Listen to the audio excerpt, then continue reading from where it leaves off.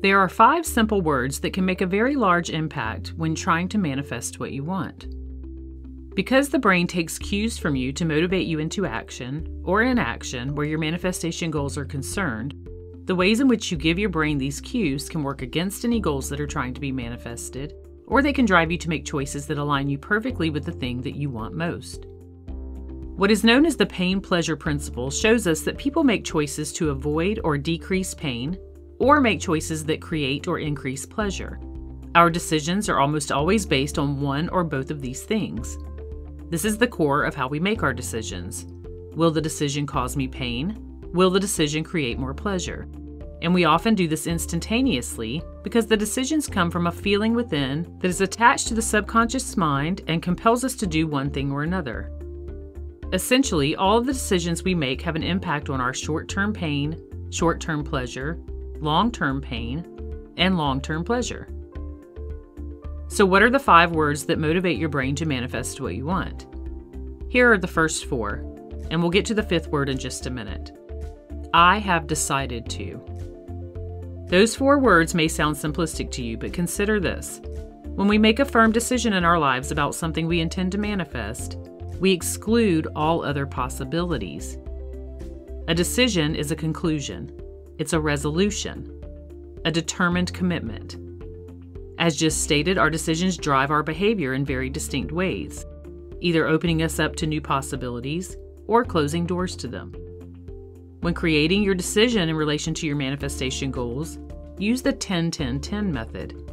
Ask yourself if you will be pleased with the results of your decision in 10 minutes, 10 months, and 10 years from now. In doing this, your brain is forced to consider the short-term, medium-term, and long-term consequences and/or benefits that come with your decision. Now let's play around with these 4 words to see how you can use them after you have made the decision to manifest what it is that you want. Following are some basic examples. Keep in mind that you can be much more specific when creating your I have decided to intentions. In fact, I encourage you to be as specific as possible. I have decided to change my life. I have decided to make one positive change every day. I have decided to be happier. I have decided to create more abundance in my life. Now we need to add a very important ingredient to your decision. We need to add your why. Your why gives you a purpose. It offers motivation. It compels you to remain driven, offering stability, resilience, and courage. We do this by adding the 5th word in the statement. That word is because. Because allows us to follow up our decision with our reason. Ask yourself, what would emotionally move you to take action on this decision? That is your because. Is your reason based on pleasure, or is it based on pain? Either will work because they are both motivators to the brain. Here are some examples that follow the pleasure portion of the principle.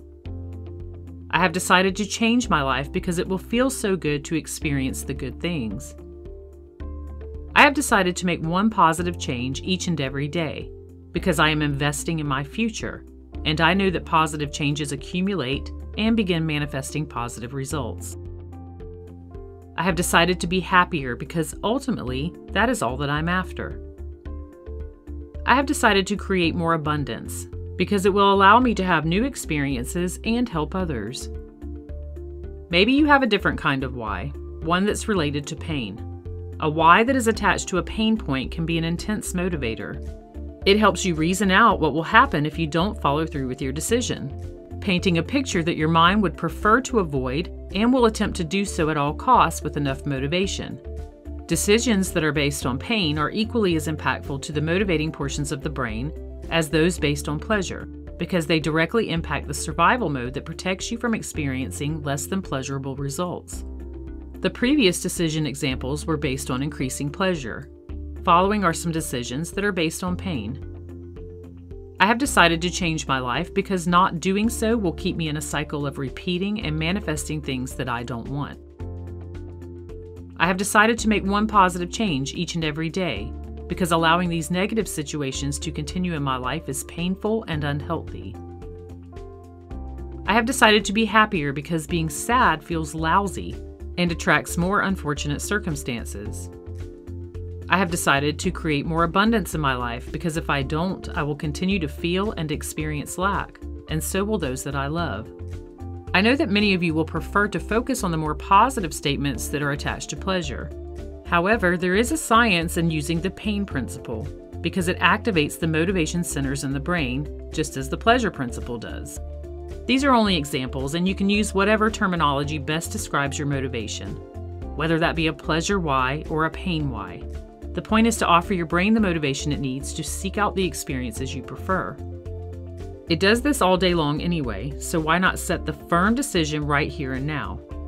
In fact, I'd love it if you shared your firm decision in the comments section, letting us know why you will be excluding all other possibilities from your life. Again, it's completely your choice if you choose to focus on the pleasure principle or the pain principle, or you can do a combination of both. When your brain has the proper motivation, it will drive your behavior and actions in such a way that it aligns you with your manifestation goals.